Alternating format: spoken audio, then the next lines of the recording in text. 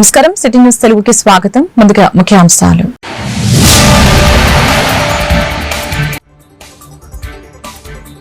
Swarnandhra vision పై CM Chandrababu సమీక్ష. December 12న ప్రజల సమక్షంలో విజన్ డాక్యుమెంట్ ఆవిష్కరిస్తున్నట్లు ముఖ్యమంత్రి ప్రకటన.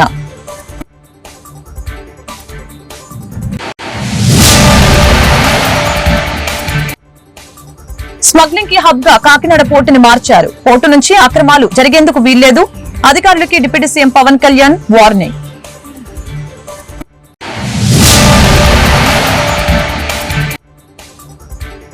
రాష్ట్రంలో రైతుల పరిస్థితి దారుణంగా ఉంది. ధాన్యం కొనుగోలును గాలికి వదిలివేసిన కూటమి ప్రభుత్వం. మాజీ మంత్రి కారుమూరి నాగేశ్వరరావు ఆరోపణ.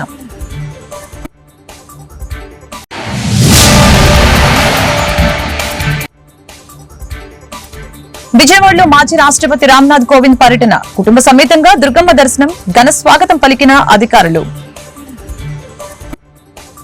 2047 నాటికి ఆంధ్రప్రదేశ్ రాష్ట్రాన్ని నెంబర్ 1 గా నిలిపేందుకు ఉద్దేశించి ముఖ్యమంత్రి చంద్రబాబు నాయుడు సిద్దం చేస్తున్న విజన్ డాక్యుమెంట్ పై సచివాలయంలో ఉన్నత స్థాయి సమీక్ష నిర్వహించారు. గత అసెంబ్లీ సమావేశాల్లో స్వర్ణాంధ్ర విజన్ 2047 డ్రాఫ్ట్ డాక్యుమెంట్ ని శాసనసభ ద్వారా ప్రభుత్వం ప్రజల ముందు ఉంచింది. నీతి ఆయోగ్ తో పాటు పలు ప్రతిష్టాత్మక సంస్థల భాగస్వామ్యంతో విజన్ డాక్యుమెంట్ ని రూపొందిస్తున్నారు. ఇప్పటికే నిపుణులు, వివిధ ఏజెన్సీలు, మేధావులతో పాటు 17 లక్షల మంది నుంచి విజన్ డాక్యుమెంట్ పై సూచనలు, సలహాలు ఇచ్చారు. ఇందులో భాగంగా స్వర్ణాంధ్ర విజన్ 2047 ని డిసెంబర్ 12వ తేదీన విద్యార్థులు, సామాన్య ప్రజల సమక్షంలో ఈ విజన్ డాక్యుమెంట్ ని ఆవిష్కరించనున్నారు. రాష్ట్రంతో పాటు జిల్లా, నియోజకవర్గం, మండల స్థాయి వరకు అభివృద్ధి కోసం విజన్ డాక్యుమెంట్ ని సిద్దం చేస్తున్నారు. ఈ సమీక్షలో సీఎస్ నీరబ్ కుమార్ ప్రసాద్, వివిధ శాఖల సెక్రటరీలు, సీఎంఓ అధికారులు పాల్గొన్నారు. కాకినాడ పోర్టుని స్మగ్లింగ్ హబ్ గా మార్చారని డిప్యూటీ సీఎం పవన్ కళ్యాణ్ తెలిపారు. కాకినాడ పోర్టు నుంచి అక్రమంగా రవాణా చేస్తూ ఉండగా సీజ్ చేసిన 640 టన్నుల పీడీఎస్ బియ్యాన్ని పవన్ కళ్యాణ్ స్వయంగా పరిశీలించారు. అనంతరం ఆయన మీడియాతో మాట్లాడారు. కాకినాడ పోర్టు నుంచి జరిగే అక్రమాలు ఆపుతామని గతంలో హామీ ఇచ్చారు. గతంలో రాష్ట్రంలో 30,000 మంది ఆడపిల్లలు అదృశ్యమయ్యారని చెబితే వెటకారంగా మాట్లాడారు. కాకినాడ పోర్టుకి రోజుకి 1000 నుంచి 1100 లారీలు వస్తాయి. ప్రపంచంలోని వివిధ దేశాలకు బియ్యం ఎగుమతి చేసే పోర్టులో కాకినాడ చాలా ముఖ్యమైనది. ఇక్కడ భద్రతా సిబ్బంది కేవలం 16 మంది మాత్రమే ఉన్నారు. పౌర సరఫరాల శాఖ మంత్రి వచ్చి తనిఖీలు చేసిన స్థానిక అధికారులు మాత్రం సీరియస్ గా తీసుకోవటం లేదు. కాకినాడ పోర్టు నుంచి అక్రమంగా జరిగేందుకు వీల్లేదు. బియ్యం అక్రమ రవాణాకి డీప్ నెట్వర్క్ పనిచేస్తుందని పవన్ తెలిపారు. కాదు, ఇప్పుడు ఇలా ఎవరైనా బయట నుంచి వచ్చేసి ఎవరైనా ఏదైనా చేసేయచ్చు కదా. పాసిబిలిటీ కదా. ఎలాంటి పోటీ ఇది? ఎవరు దీని మీద దృష్టి సారించిన పోటీ ఇది కాదు. ఒక్కసారి ఇలాంటి ఇల్లీగల్ స్టఫ్ చేసిన వాడికి ఈ రోజు రైస్ ఉంటుంది, రేపు పొద్దున వెపన్స్ ఉంటుంది, ఆ తర్వాత ఆర్టీసీ ఏదైనా పాసిబిలిటీ ఉంది కదా. Every possibility. I think this should centre attention కావాలి. దాదాపు 13 గోడౌన్స్ లో కొండబాబు గారు కొన్ని సంవత్సరాల నుంచి చెప్తా ఉన్నారు, స్మగ్లింగ్ అరికట్టాలి, అవినీతికి మయమైపోయింది కాకినాడ పోర్ట్ అని. దీని వెనక Kakinada port is become free for all అని చెప్పారు ఇందాక. ఎలా ఉందంటే ఇప్పుడు వెళ్ళి చూస్తే దీనికి ఉదాహరణకి ఇక్కడ మీకు ఇన్ఫర్మేషన్ అంటే నేను just to be more authority authentic I'm saying మీకు ఇది కొంచెం చదివి చెప్తున్నాను. ఇది మీకు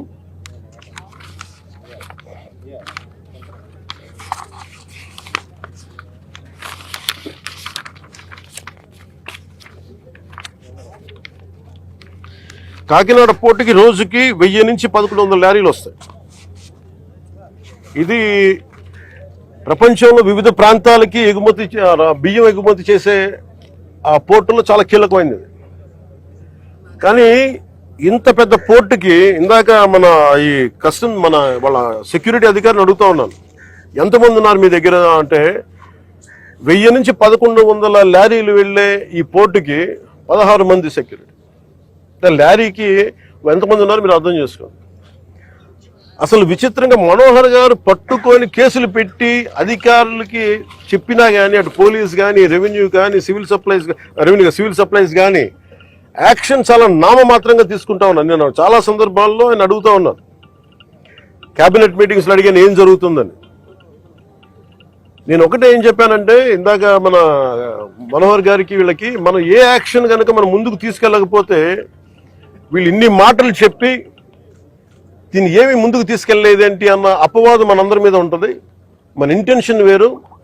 జరుగుతుంది వేరు, మన యాక్షన్స్ దాని కాన్సిక్వెన్సెస్ సరిగ్గా వీళ్ళు సహకరించట్లేదు. ఇది ప్రజలు దృష్టిలో పెట్టాలి. ఇది నిన్న ఢిల్లీ నుంచి వచ్చి అసలు యాక్చువల్లీ ఈరోజు నాకు ఈ ప్రోగ్రాం లేదు. నాకు ఈ రోజున నిన్న రాత్రి స్టెల్లా అనే షిప్లో ఇన్ని 100 టన్నులు పట్టుకున్నారు, పనామాకు సంబంధించిన స్టెల్లా అనే షిప్లో.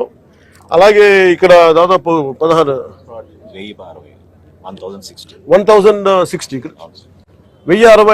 మెట్రిక్ టన్నులు ఇక్కడ పట్టుకున్నారు. ఇంత బలంగా సాక్ష్యాధారాలతో దొరికినప్పుడు దీన్ని ఎలా చేయాలని చూస్తే సమస్య ఎక్కడుంది అంటే ఇది చాలా డీప్ నెట్వర్క్. ఇది నేను వస్తాను అంటే నిన్న రాత్రి కూడా నాకు చాలా మంది ఫోన్లు చేసి మెసేజ్లు ఏం పెడతారు, మీరు రావద్దు సార్ ఇక్కడికి అంట. మీరు ఎందుకు రాకూడదంటే ఒక 10,000 మంది జీవితాలు అతలాకుతలం అయిపోతాయని. పోర్ట్ అనేది it is meant for exports.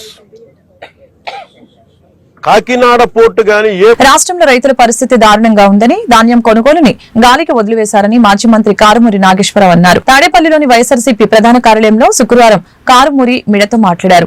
ధాన్యం రైతుల అవస్థలపై ఎల్లో మీడియా కూడా వార్తలు వచ్చాయి. రైతులకి ప్రభుత్వం కోతాలు కూడా ఇవ్వటం లేదు. వైఎస్ జగన్ హయాంలో 35 లక్షల మంది రైతుల నుంచి ధాన్యం కొనుగోలు చేసినట్లు తెలిపారు. మధ్యలో దళారుల ప్రమేయమే లేదు. ఇప్పుడు మళ్లీ దళారులు, మిల్లర్లు సిండికేట్ అయి దోచుకుంటున్నారని ఆయన పేర్కొన్నారు. మంచి జరగాలని గత ప్రభుత్వం జగన్మోహన్ రెడ్డి గారు ఓ పారదర్శకతోటి ఆర్బీకేలను ఏర్పాటు చేసి ఆర్బీకేల ద్వారా ధాన్యం కొనుగోలు చేసి అవి రైస్ మిల్లుకి చేరేటట్టు ఒక ఆఫీసర్స్ అందరినీ కూడా ముందే పెద్ద ఎత్తున స్టడీ చేసి అన్ని ఏర్పాట్లు చేసేవారు. ముందే ముఖ్యమంత్రి గారు మనకి సీజన్ వస్తుందంటే దానికి తగ్గ agriculture and civil supply departments తోటి మీటింగ్ పెట్టి అధికారులకు అందరికీ సూచనలు ఇచ్చి ఏ ఒక్క రైతు కూడా గిట్టుబాటు ధర కోల్పోకూడదు, ధాన్యం సకాలంలో చేరాలి, గన్నీ బ్యాగ్స్కి లోటు లేకుండా ఉండాలి, వెహికల్స్కి ఇబ్బంది లేకుండా ఉండాలి, వెహికల్స్ని ఏర్పాటు చేసి transport charges, gunny charges, labour charges అన్నీ కూడా ప్రభుత్వమే భరించి డైరెక్ట్ రైతు అకౌంట్లో పడేలాగా చేసిన ఘనత గత ప్రభుత్వం జగన్మోహన్ రెడ్డి గారి పరిపాలన. ఒక ఎగ్జాంపుల్ చూడండి, అంతకుముందు 5 సంవత్సరాలు చంద్రబాబు నాయుడు గారి పరిపాలనలో 17,94,000 మంది రైతుల వద్ద నుండి 2,65,00,000 మెట్రిక్ టన్నుల ధాన్యం కొనుగోలు చేసి 40,236 కోట్లు చెల్లించారు. అంటే చూడండి, 17,94,000 మంది రైతులు గత 2014 టు 2019. అదే మా ప్రభుత్వం గత జగన్మోహన్ రెడ్డి గారి హయాంలో 37,70,000 మంది రైతుల వద్ద నుండి 3,40,25,000 మెట్రిక్ టన్నుల ధాన్యం కొనుగోలు చేసి 65,225 కోట్లు చెల్లించాం. అంటే డబల్. రైతులు కూడా డబల్. ఇప్పుడు రైతులు ఎంత తేడా ఇది మీకు చెప్పుకొస్తున్నానంటే, గత ప్రభుత్వం ఒక పారదర్శకంగా ఈ క్రాప్ని నమోదు చేసి ఆ ఈ క్రాప్ ద్వారా కార్బన్ ఎన్ని ఎకరాలు వేశారు అనేది అన్ని లెక్కలు తీసుకుని ఆ లెక్కల ప్రకారంగా ఇన్ని వేల ఎకరాలు, ఇన్ని కోట్ల ఎకరాలని లెక్కల్లో ఉండి ఇవాళ ఈ క్రాప్ అన్నది లేదు. శ్రీ దుర్గామల్లేశ్వర స్వామి వారి దేవస్థానం విజయవాడ ఈ రోజు గౌరవనీయులైన మాజీ రాష్ట్రపతి రామ్నాథ్ కోవింద్ కుటుంబ సభ్యులతో కలిసి శ్రీ అమ్మవారి దర్శనార్థానికి ఆలయానికి విచ్చేశారు. ఆలయ ఈవో కెఎస్ రామారావు ఆలయ మర్యాదలతో స్వాగతం పలికి అమ్మవారి దర్శన భాగ్యాన్ని కల్పించారు. కార్యక్రమంలో ఈవోతో పాటుగా ఆలయ డిప్యూటీ ఈవో ఎం రత్నరాజు మరియు ఆలయ అధికారులు పాల్గొన్నారు.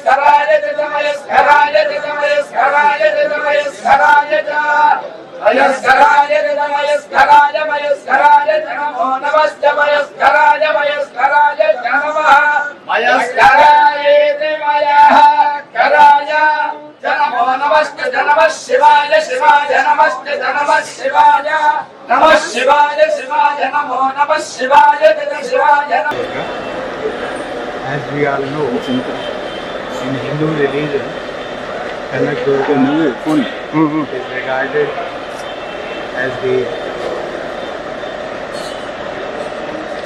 creator of the entire world, entire human race, entire Brahman. And I am happy to say that I have prayed for the well-being of the entire humanity, especially our country, for our people. Tiruvuru నియోజకవర్గ పరిధిలో ఉన్న ఏ కొండూరు మండల కేంద్రంలోని dialysis కేంద్రాన్ని ఎన్టీఆర్ జిల్లా collector doctor Lakshmisha, స్థానిక MLA K Srinivasarao RDO మాధురితో కలిసి సందర్శించారు. కిడ్నీ రోగులకు అందుతున్న వైద్య చికిత్సల్ని కలెక్టర్ స్వయంగా అడిగి తెలుసుకున్నారు. అనక కస్తూర్బా గాంధీ బాలికల పాఠశాలలోని సౌకర్యాలపై విద్యార్థినుల ద్వారా అడిగి తెలుసుకున్నారు. చదువులో ఉన్నతంగా రాణించాలని ఈ సందర్భంగా సూచించారు. పలు సమస్యల్ని చేపట్టవలసిన అభివృద్ధి పనుల గురించి ఎమ్మెల్యే కలెక్టర్ కి వివరించారు.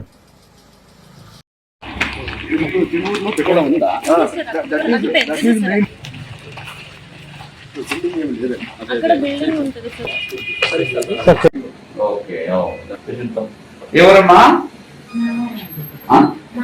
Madaram. Okay. So okay. So వచ్చిన వెంటనే బాగా చేస్తున్నారా? డబ్బులు ఇప్పుడు తీసుకున్నట్లేదు కదా. ప్రభుత్వం నుంచి మీకు అందరికి ఫ్రీగానే సేవ చేయాలని చేయించారు. ఇదంతా వచ్చారు. పెన్షన్ వస్తా ఉందా? ఎంత వస్తా ఉంది?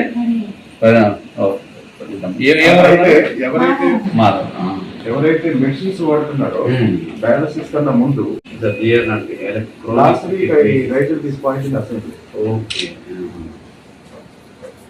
ఎవరికైతే డయాలసిస్ తీసుకుంటున్నారో వాళ్ళకి 10,000 వస్తా ఉంది. దానికన్నా ముందు క్రానిక్ అయ్యే ఎక్కడ ఉంటారు అక్కడ ఉంటారు. ఎందుకంటే ఇప్పుడు బ్లాంక్ స్లేట్ ఉంది అనుకో, ఏదైనా రాసుకోవచ్చుగా. సో రాసుకున్నప్పుడు చౌకస్ చేయకండి, పెద్దగా రాసుకుందాం. Okay. Dream should be unlimited.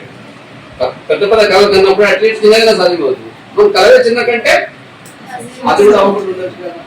అందుకే సో మీరు అంటే నార్మల్ ఎందుకు అక్క ఇది కానీ పాపిస్తుంది కానీ అంటే అవ్వచ్చు కదా. నేను కాదనట్లేదు, ఏదైనా అవ్వచ్చు. దాని నన్ను కంపేర్ చేస్తుంటారు. నేను డ్రైవర్లో పని చేశాను. అక్కడ ఎవరిని అడిగినా ఒకటి చెప్తారు, టీచరే అవుతారు. ఎందుకు? వాళ్ళు ప్రతిరోజు చూసే గవర్నమెంట్ ఆఫీసర్ ఎవరు? టీచర్. అందరికీ అదే. తర్వాత పెడతా ఇంకొకటే పెరిగి పోలీస్ అవుతాం సార్ అంటున్నారు. ఎందుకు పోలీస్ అవుతారు అంటే కానిస్టేబుల్ ఊర్లో అక్కడ ట్రైబల్ ఏరియాలో ఇది చెప్తుంటారు.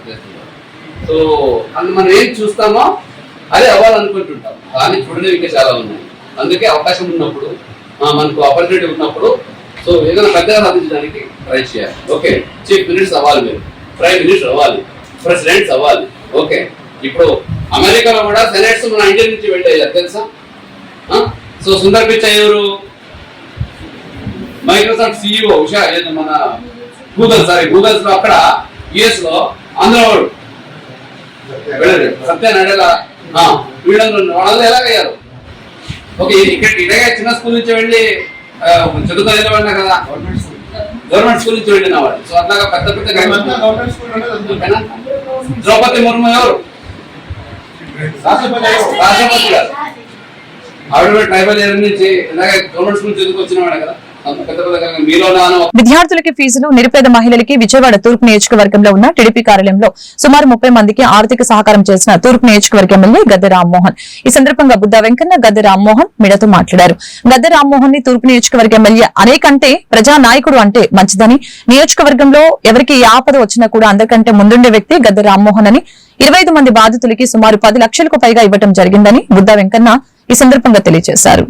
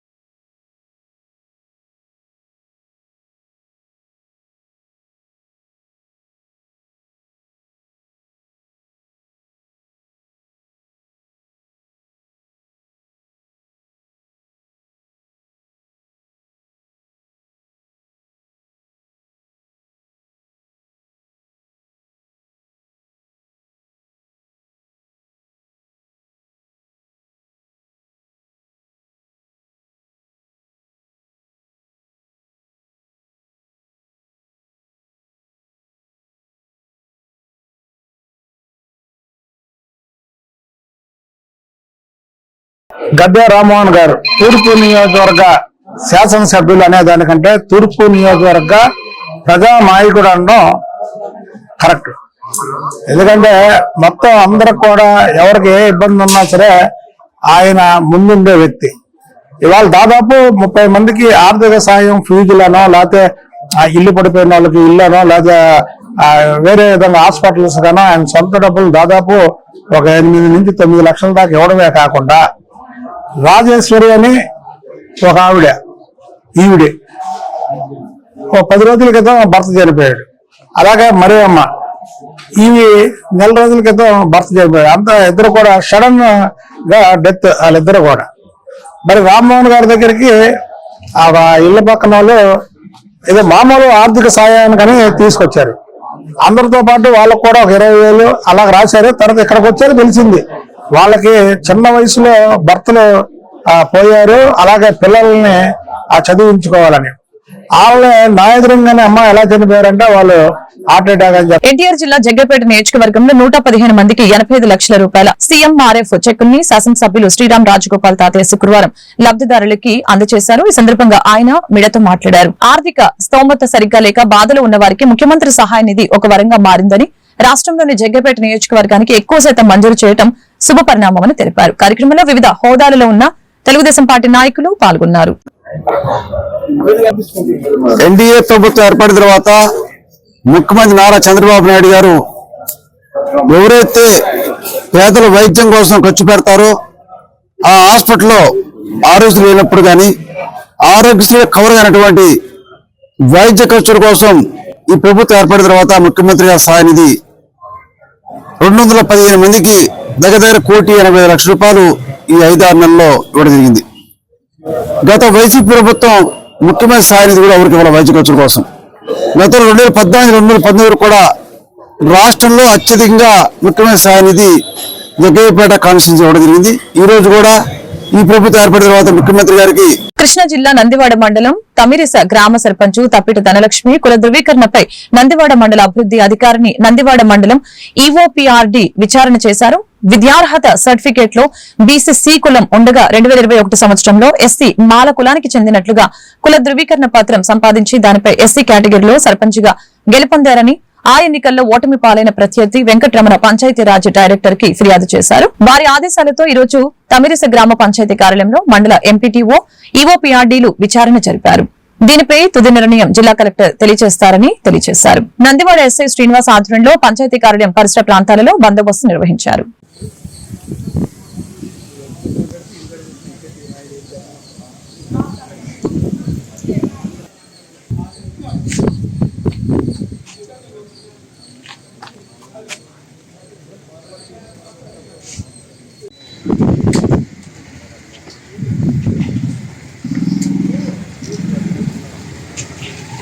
ఈరోజు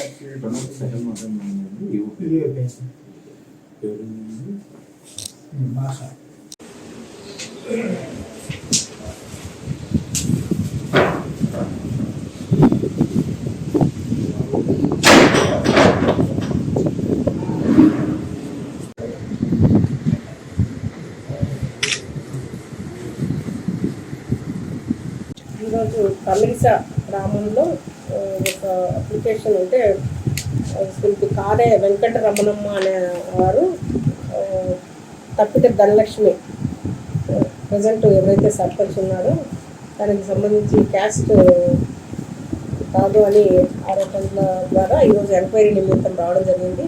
ఇరువైపులా అంటే ఇద్దరి దగ్గర నుంచి కూడా వారు ఏదైతే డాక్యుమెంట్స్ మాకు ప్రొడ్యూస్ చేస్తున్నారో ఆ డాక్యుమెంట్స్ అన్నీ మేము తీసుకోవడం జరిగింది. ఈ నివేదిక కలెక్టర్ గారికి పంపించి తదుపరి ఫైనల్ డెసిషన్ కలెక్టర్ గారి నిర్ణయం మేరకు మేము మీకు తెలియజేస్తాం. అంటే ఇప్పుడు దానికి సంబంధించిన ఆధారాలు అవన్నీ మీకు ఎక్స్పర్ట్ వాళ్ళు ఏమన్నా ప్రొవైడ్ చేశారా మీరు? వాళ్ళు స్కూల్ రికార్డు అనేది ప్రొవైడ్ చేశారు.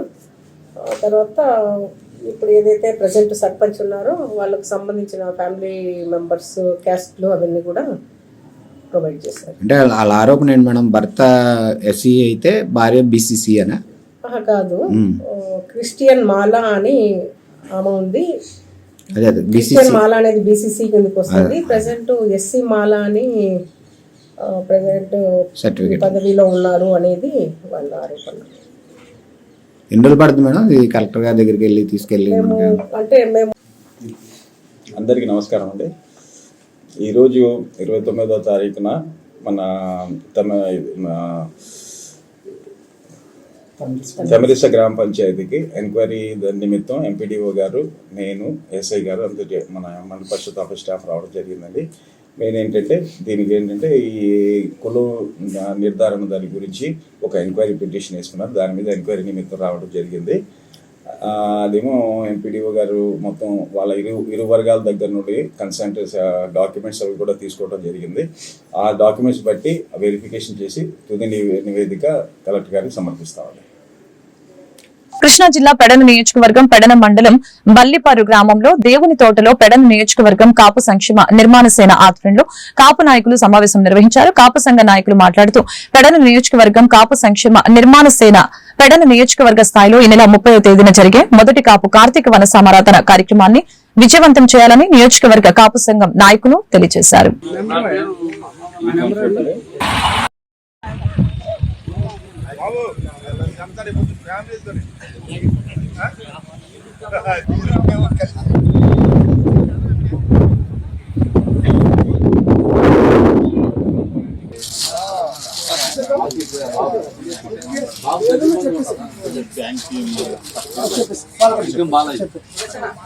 జగన్ గారు స్టార్ట్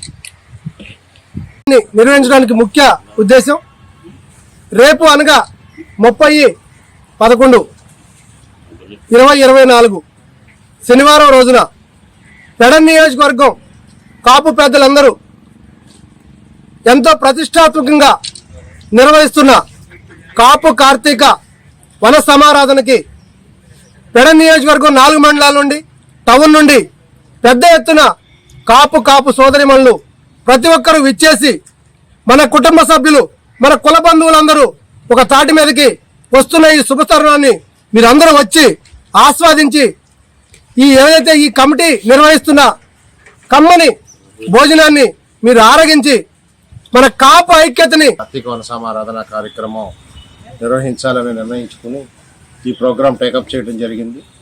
రేపు అనగా 30వ తారీఖు ఉదయం 10 గంటల నుంచి బలిపరు గ్రామంలో ఉన్నటువంటి ఈ దేవుని తోట అనే ఈ సైట్లో ఈ కార్యక్రమం నిర్వహించడానికి ఏర్పాట్లు చేస్తున్నాం.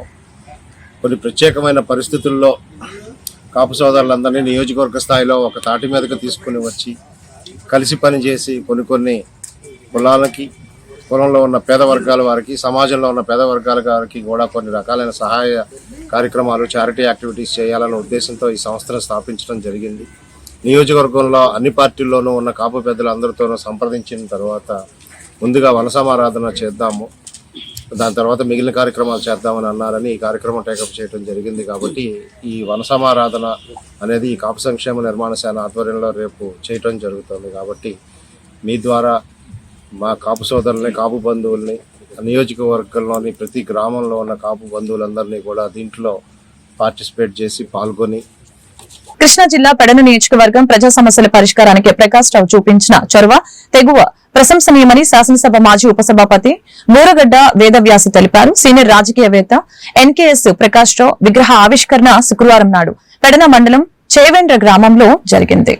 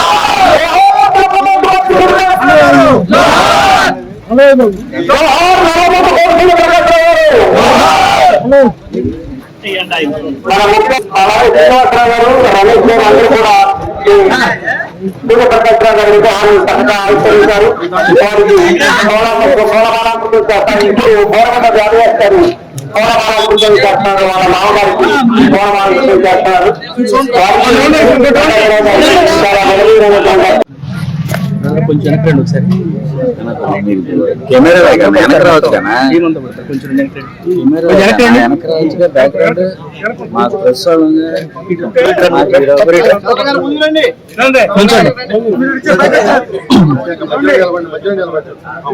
వస్తుందా మొత్తం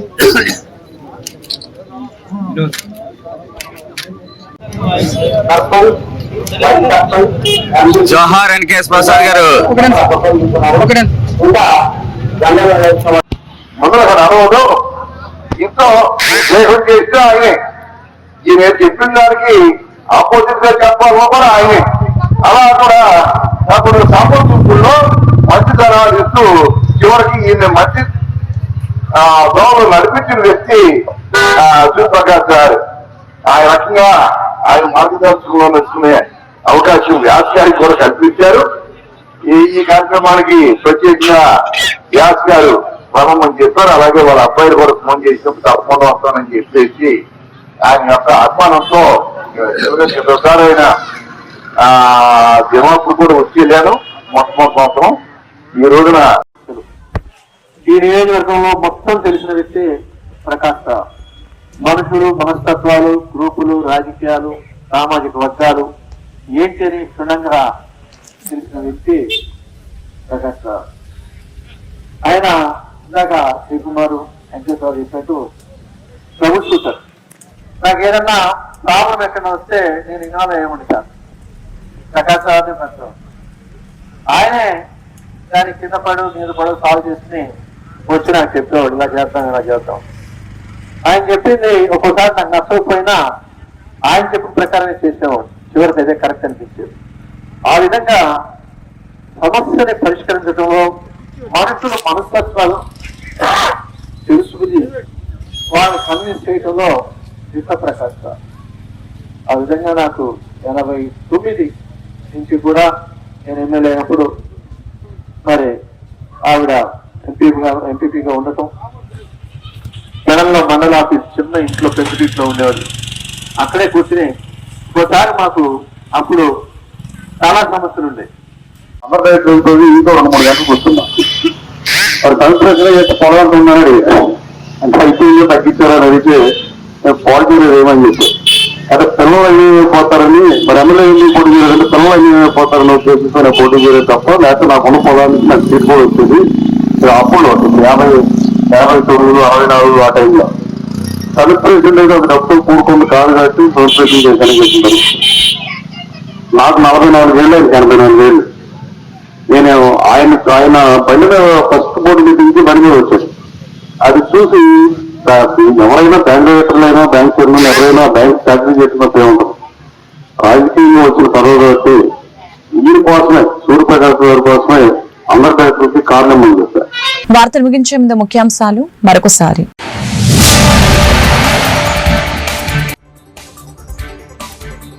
స్వర్ణాంధ్ర విజన్ పై సీఎం చంద్రబాబు సమీక్ష.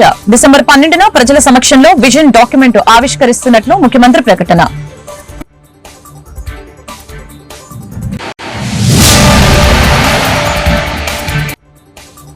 స్మగ్లింగ్ కి హబ్ గా కాకినాడ పోర్టుని మార్చారు. పోర్టు నుంచి అక్రమాలు జరిగేందుకు వీల్లేదు. అధికారులకి deputy CM Pawan Kalyan warning.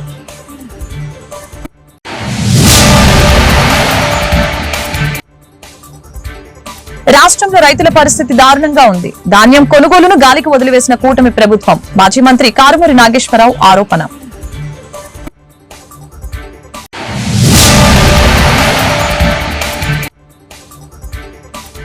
విజయవాడలో మాజీ రాష్ట్రపతి రామ్నాథ్ కోవింద్ పర్యటన. కుటుంబ సమేతంగా దుర్గమ్మ దర్శనం. ఘన స్వాగతం పలికిన అధికారులు.